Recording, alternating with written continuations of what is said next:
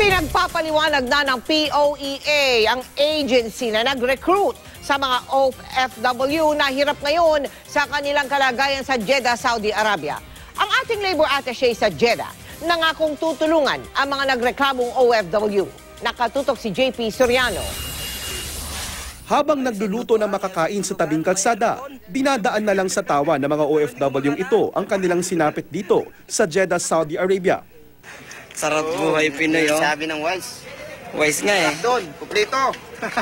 May aircon, may TV, may rep. Pero Ganito kasarap sa abroad. oh, ganito nga. Sa mga videong ito na pinost ng OFW na si Prince Warren Kian, makikita pa sila na natutulog sa bubungan ng gusaling kanilang tinutuluyan. Para-paraan na lang para makatulog ng mahimbing. Sa kanyang text message sa GMA News, kwento ni Kian, electrician daw ang pangakong trabaho, may tirahan na maganda at maayos. Pero pagdating daw ng Jeddah, tubero ang kanilang naging trabaho. Hindi rin daw natupad ang ipinangakong sahod. Nag-viral na ang mga videong ito sa Facebook. Natunto ng GMA News ang mga OFW. Bakit kayo natutulog sa rooftop? Kasi yung panahon na yun, palagi nababran out. Noon, yung panahon yun. Kaya, Wala kayong kuryente? wala kuryente. Kaya yung iba natutulog na lang sa, sa itaas sa rooftop na lang kasi mainit kasi pag dun sa kwarto. Oo, tapos Walang aircon, siksikan din. 30 kami sa isang kwarto. Grabe naman yun. Oo, 30 ako kami. Gano'ng kalaki yung kwarto? Maliit lang.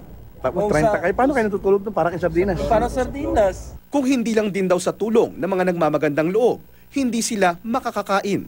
Dinidiskartehan na lang din ang panggatong para makapagluto. Bigay ng pagkain. Salamat din kami kasi walang-wala rin oh. Gusto mo namin umuwi pero dadaan pa po namin sa tamang proseso kasi pag na-deport kami, wala rin eh. Lugi din eh. Nakausap na nila ang labor attaché sa Jeddah para iparating ang kanilang hinaing. Nangako naman ito ng tulong. Sabihin nyo lahat ng reklamo mo. Walang sweldo, kama, pangit ang accommodation, pagkain.